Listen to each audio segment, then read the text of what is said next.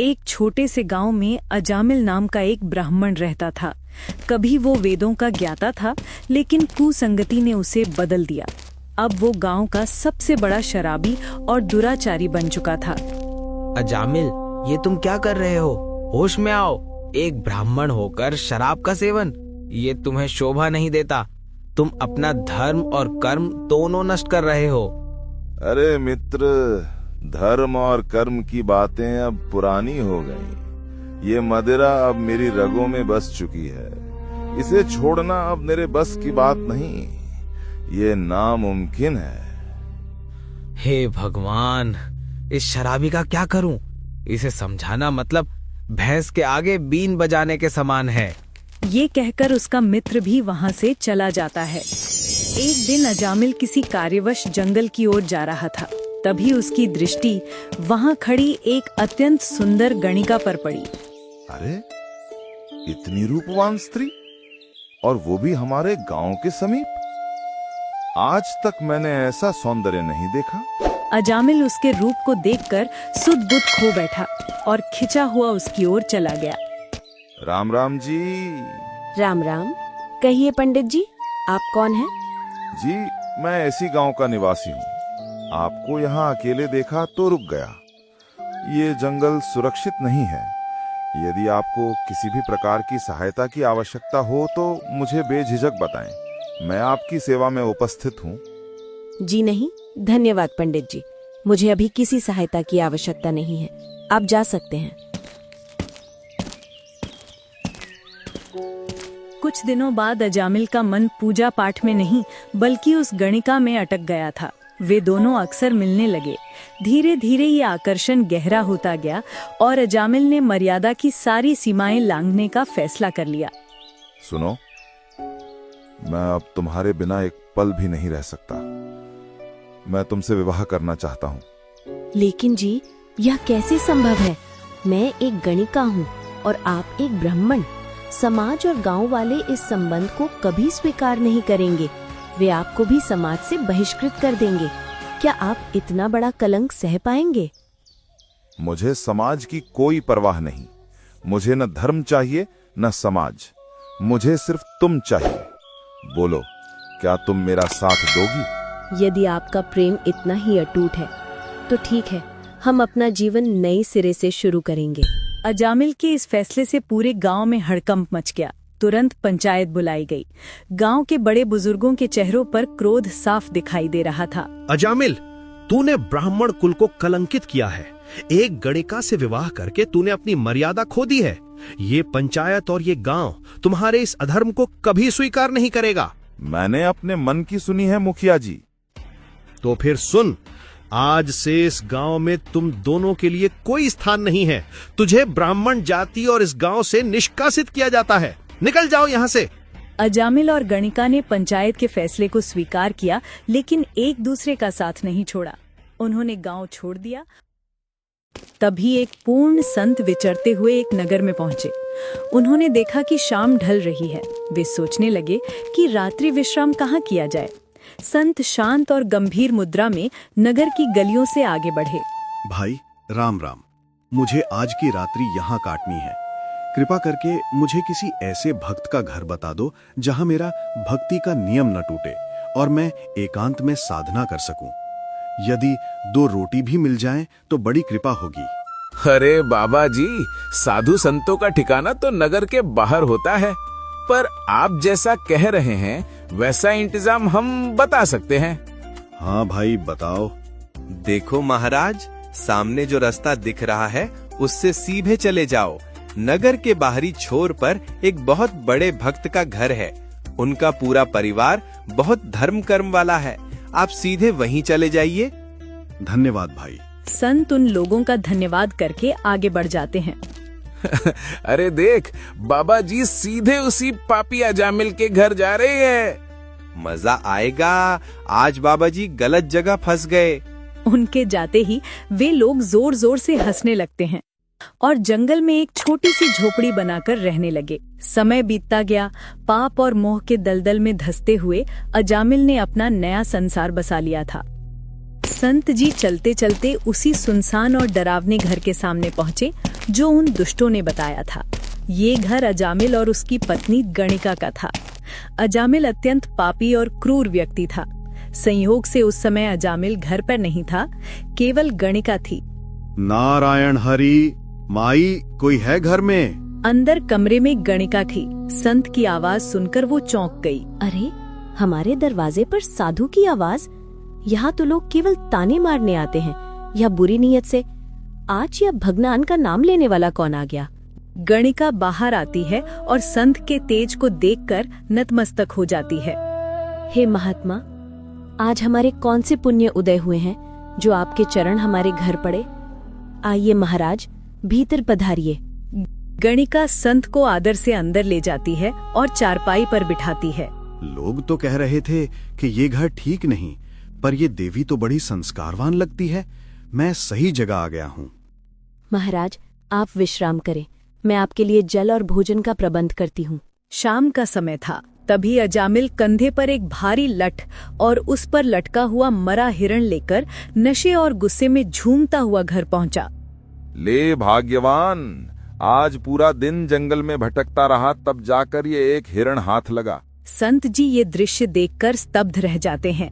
बेटी, ये तामसी प्रवृत्ति का व्यक्ति कौन है?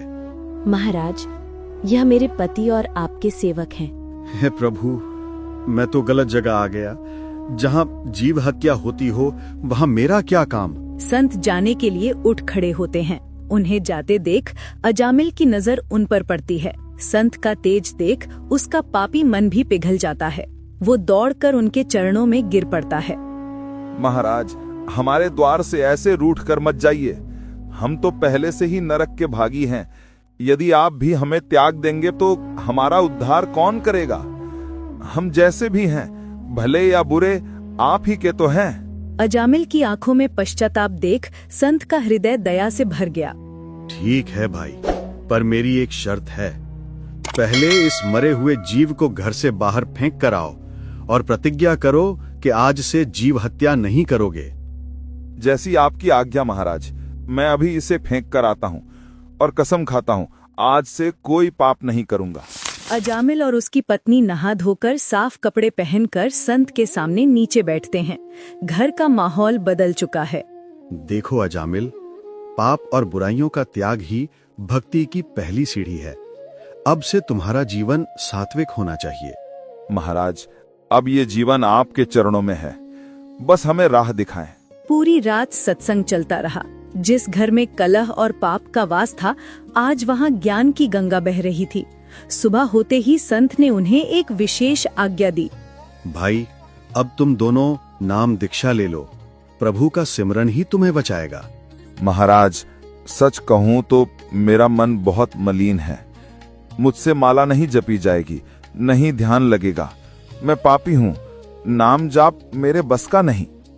पाप का भार अधिक है, इसलिए इसका मन नहीं लग रहा। मुझे कोई युक्ति लगानी होगी। अच्छा ठीक है, एक काम करना। 10वें महीने तुम्हारे घर एक पुत्र का जन्म होगा। उसका नाम तुम नारायण रखना। बस इतना कर सकोगे? जी महाराज, ये तो बहुत आसान है। मैं अपने बेटे का नाम नारायण ही रखूंगा। संत आशीर्वाद देकर वहाँ से चले जाते हैं। संत के वचन सत्य हुए। 10 महीने बाद अजामिल के घर खुशियों ने दस्तक दी। एक सुंदर बालक का जन्म हुआ। अजामिल ने संत की आज्ञा अनुसार उसका नाम नारायण रखा। देख रही हो भाग्यवान, इसकी आंखें कितनी चमक रही हैं। ये मेरे बुढ़ापे का सहारा है, मेरा प्यारा नारायण। संत जी ने सही कहा था। इसके आते ही आपके चेहरे का तेज बदल गया है। समय पंख लगाकर उड़ने लगा। नन्हा नारायण अब घुटनों के बल चलने लगा था। अजामिल अपना सारा कामधाम छोड़कर बस बेटे के साथ खेलता रहता। आ जाओ मेरे शेर, डरो मत, पिताजी यहाँ हैं। आ जाओ नारायण। शाबाश, मेरा नारायण चलना सीख गया। देख भाग्यवान, मेरा नारायण मेरी तरफ दौड़ कर आया। अजामिल का मोह इतना बढ़ गया कि वो खुद खाना भूल जाता, पर नारायण को खिलाना नहीं भूलता था। एक दिन दोपहर का भोजन का समय था। ले बेटा, ये मीठी खीर खा ले। आ कर। नहीं खानी। अरे ऐसे नहीं करते बेटा। अगर नारायण नहीं खाएगा तो पिताजी भी नहीं खाएंगे। देख, अगर तूने खा लिया तो मैं तुझे कंधे पर घुमाने लेकर जाऊंगा। कंधे पर? पक्का? हाँ मेरा लाल, पक्का। बस जल्दी से खा ले मेरे प्यारे नारायण। अजामिल को खबर ही नहीं थी कि बेटे को मनाते मनाते वो दिन में सैकड़ों बार परमात्मा का नाम ले रहा था। रात होती तो अजामिल तब तक नहीं सोता जब तक नारायण गहरी नींद में ना चला जाए। अब सो भी जाइए, आधी रात हो गई है। लड़का सो गया है, कहीं भाग थोड़े ही जाएगा। तुझे नहीं पता भाग्यवान, दिन भर की थकान इसे देखकर ही उतरती है। जब ये सोता है तो लगता है साक्षात नारायण सो रहे हैं। सो जा मेरे नारायण, सो जा। अब तो ये हाल हो गया था कि अजामिल को हर बात में नारायण ही याद आता। उठता बैठता खाता पीता उसकी जबान पर बस एक ही रट थी, नारायण, धूप तेज है, अंदर आजा। गजब हो गया है। पहले आप शिकार और शराब की बातें करते थे और अब तो बस नारायण नारायण की माला जपते रहते हैं। लगता है बेटे ने आपको साधु बना दिया है। साधु का तो पता नहीं, पर इस नाम में सुकून बहुत है। जब नारायण बोलता हूँ तो मन हल्का हो जाता है। अजामिल इसे पुत्र मोह समझ रहा था, लेकिन असल में ये पिछले जन्मों का कोई पुण्य था जो उसे तैयार कर रहा था। अनजाने में किया गया ये नाम अभ्यास ही उसकी ढाल बनने वाला था। दिन बीतते गए और अजामिल का शरीर ढलने लगा। वो सोचता था कि अभी तो बहुत जीवन बाकी है, लेकिन काल कभी बताकर नहीं आता। ये कैसा दर्द है, जैसे कोई कलेजे को मुट्ठी में भींच रहा हो। अरे भाग्यवान, थोड़ा पानी लाना। दर्द इतना तेज था कि अजामिल की आवाज भी गले में अटक गई। क्या हुआ जी, आप पसीने से लथपथ क्यों हो रहे हैं? मैं अभी पानी लाती हूँ। नहीं, पानी नहीं, मुझे कुछ दिखाई नहीं दे रहा। तभी अजामिल को वो दिखाई दिया जो आम इंसान को नहीं दिखता। कमरे के अंधेरे कोने से 3 भयानक परछाइयां निकली। वे यमराज के दूत थे। कौन हो तुम लोग? दूर रहो मुझसे। मेरे घर में कैसे आए? अजामिल को अपने पुराने पाप याद आने लगे। मुझे मत ले जाओ, मेरा बेटा अभी छोटा है, मुझे छोड़ दो। लेकिन यमदूतों के कानों पर जू तक नहीं रेंगी। वे धीरे धीरे अजामिल की तरफ बढ़े। मौत को इतना करीब देखकर अजामिल का गला सूख गया। उसे याद आया तो बस अपना जिगर का टुकड़ा, नारायण। नारायण, बेटा नारायण, मुझे बचाओ। नारायण, ओ मेरे नारायण, कहाँ हो तुम? जल्दी आओ। ये पुकार अजामिल ने अपने बेटे के लिए लगाई थी, लेकिन नियति का खेल देखिए। मरते वक्त अंतिम सांस में उसकी जुबान से जो शब्द निकला वो साक्षात परमात्मा का नाम था। जैसे ही नारायण शब्द उसके होठों से निकला, उसका शरीर शांत पड़ गया। जी उठिए जी, पानी पी लीजिए जी। हे नाथ, यह क्या अनर्थ हो गया। आप हमें इस तरह बीच मझधार में छोड़कर कैसे जा सकते हैं? पिताजी सो गए क्या माँ? पिताजी उठो ना, मुझे कंधे पर घुमाओ।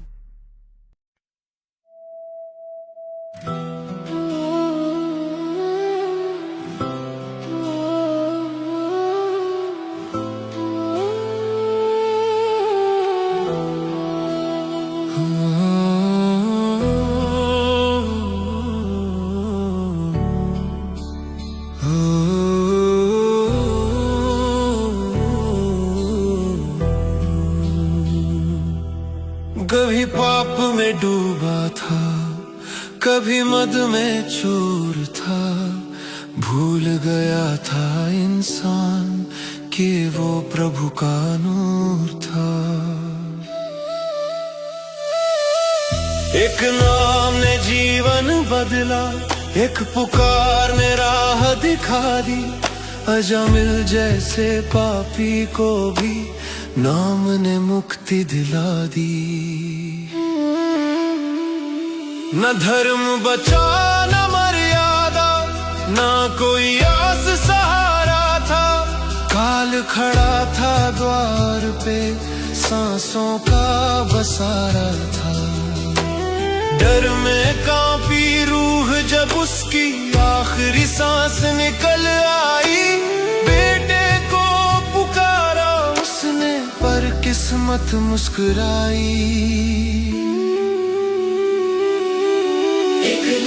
ने जीवन बदला, एक पुकार ने राह दिखा दी, अजामिल जैसे पापी को भी नाम ने मुक्ति दिला दी।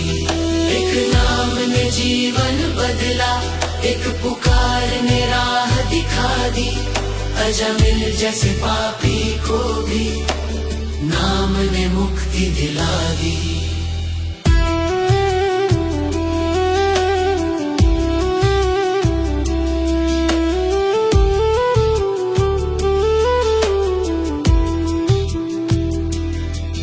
अनजाने में लिया जो नाम, वो नाम न साधारण था।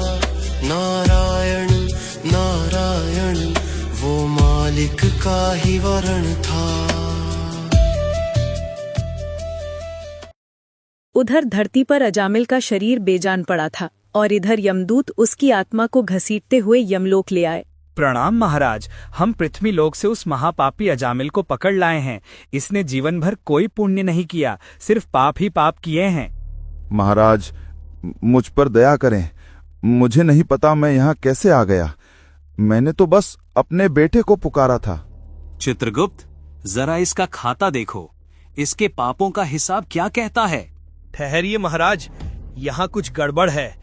क्या हुआ चित्रगुप्त? महाराज, आपने जिस अजामिल को लाने का आदेश दिया था उसकी आयु समाप्त हो चुकी है, लेकिन ये वो अजामिल नहीं है। क्या? नहीं महाराज, हमने सही नाम सुना था, ये अजामिल ही है। इस अजामिल की आयु तो अभी शेष है, तुम गलत आदमी को उठा लाए हो।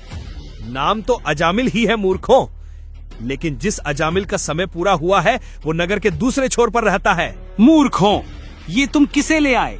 क्षमा प्रभु, हमसे भारी भूल हो गई, अब हम क्या करें? ये वो अजामिल नहीं है, इसे तुरंत वापस छोड़कर आओ। तुरंत, इसी क्षण इसे वापस इसके शरीर में छोड़कर आओ। इसकी सांसें अभी पूरी तरह नहीं टूटी हैं। जाओ। यमदूतों ने अपनी जान बचाने के लिए अजामिल की आत्मा को वापस पृथ्वी की ओर धकेल दिया। उधर पृथ्वी पर अजामिल का शरीर चिता पर रखा जा चुका था। हिम्मत रखो बहन, चिता को अग्नि दो, शाम ढल रही है। जैसे ही पत्नी ने रोते हुए मशाल आगे बढ़ाई, यमदूतों ने अजामिल की आत्मा को उसके शरीर में डाल दिया। अचानक अजामिल का शरीर जोर से हिलने लगा। रुको रुको, आग मत लगाना। भूत भूत, बचाओ। भागो मत, डरो मत, मैं भूत नहीं हूँ, मैं जिंदा हूँ। देखो, मेरे पैर जमीन पर हैं। हे भगवान, यह कैसा चमत्कार है। आप तो चले गए थे। गया तो था भाग्यवान, यमराज के दरबार तक होकर आया हूँ, लेकिन यमदूतों से गलती हो गई। मेरा समय अभी नहीं आया था। सुन रही हो ये आवाज? यमदूतों ने कहा था कि असली बुलावा दूसरे अजामिल का था। वो देखो, उसकी अर्थी जा रही है। सबने मुड़कर देखा। सचमुच नगर के दूसरे अजामिल की शव यात्रा निकल रही थी। मौत को इतना करीब से देखकर अजामिल और उसकी पत्नी भयभीत हो गए। स्वामी, आज तो बच गए, पर एक दिन तो जाना ही है। हम किसका भजन करें? हमने तो गुरु भी नहीं बनाया। तुम सत्य कहती हो, बिना गुरु के गति नहीं। तभी वहाँ स्वयं कबीर साहिब प्रकट होते हैं।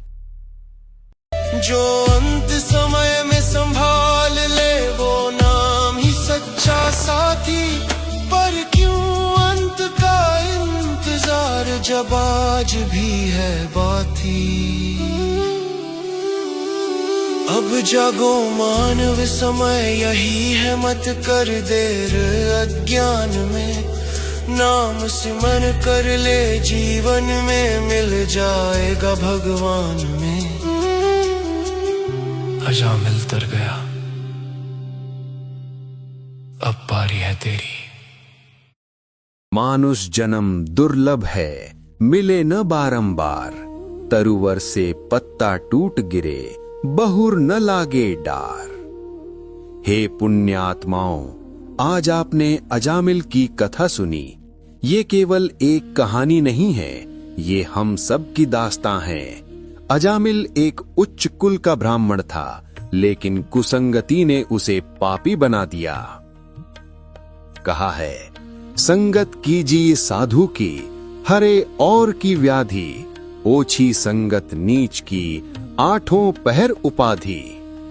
अजामिल जो कल तक वेदों की ऋचाएं गाता था, कुसंगति में पड़कर धर्म कर्म सब भूल गया। क्या यही हाल आज के मनुष्य का नहीं है? जब जीव माँ के गर्भ में होता है तो परमात्मा से वादा करके आता है कि हे प्रभु, मुझे बाहर निकालो, मैं आपका भजन करूंगा। लेकिन बाहर आते ही ये माया इसे फंसा लेती है। लेकिन परमात्मा अपने भूले हुए हंसों को कभी नहीं त्यागते। तो हे हंस आत्माओं, इस कथा को केवल मनोरंजन मत समझना, ये तुम्हारे लिए एक चेतावनी है। परमात्मा कहते हैं, कोटि करम पल में कटे, जो रंचक आवै नाम, आशा तृष्णा न मिटे, तो कौन काम का राम। तुम्हारे करोड़ों जन्मों के पाप, चाहे वो पर्वत के समान ऊंचे क्यों न हो, सद्गुरु द्वारा दिए गए सत्य नाम की एक चिंगारी से जलकर राख हो जाएंगे। तुम अजामिल की तरह अंत समय का इंतजार मत करना। इसलिए जब जागो तभी सवेरा। आज अभी इसी वक्त से उस मालिक के चरणों में लग जाओ। ये मनुष्य शरीर तुम्हें व्यर्थ करने के लिए नहीं, बल्कि उस सतलोक जाने के लिए मिला है। अब बारी तुम्हारी है। उस पूर्ण परमात्मा यानी सतपुरुष की भक्ति करो। सद्गुरु देव जी की जय। सत साहेब। मृत्यु का कोई भरोसा नहीं, इसलिए समय रहते पूर्ण संत की शरण लेकर अपना कल्याण करवाना चाहिए। आज पूर्ण परमेश्वर हरियाणा की पावन धरती पर महान तत्वदर्शी संत रामपाल जी महाराज के रूप में अवतरित हुए हैं। ये समय आ गया है जब पवित्र शास्त्रों से प्रमाणित सच्ची भक्ति का ज्ञान पूरी मानवता को मुक्ति प्रदान करेगा। इस अमूल्य अवसर को हाथ से जाने न दें, यही सच्चे कल्याण का समय है। अजामिल का असली उद्धार किस कारण से हुआ? अपने बेटे के प्रति गहरे प्रेम से, अंतिम समय में अनजाने में नारायण नाम लेने से, यमदूतों की गलती से, जीवन के अंत में डर जाने से? कमेंट में सही विकल्प जरूर लिखें और बताइए, क्या केवल नाम काफी है या सतगुरु की शरण भी जरूरी है?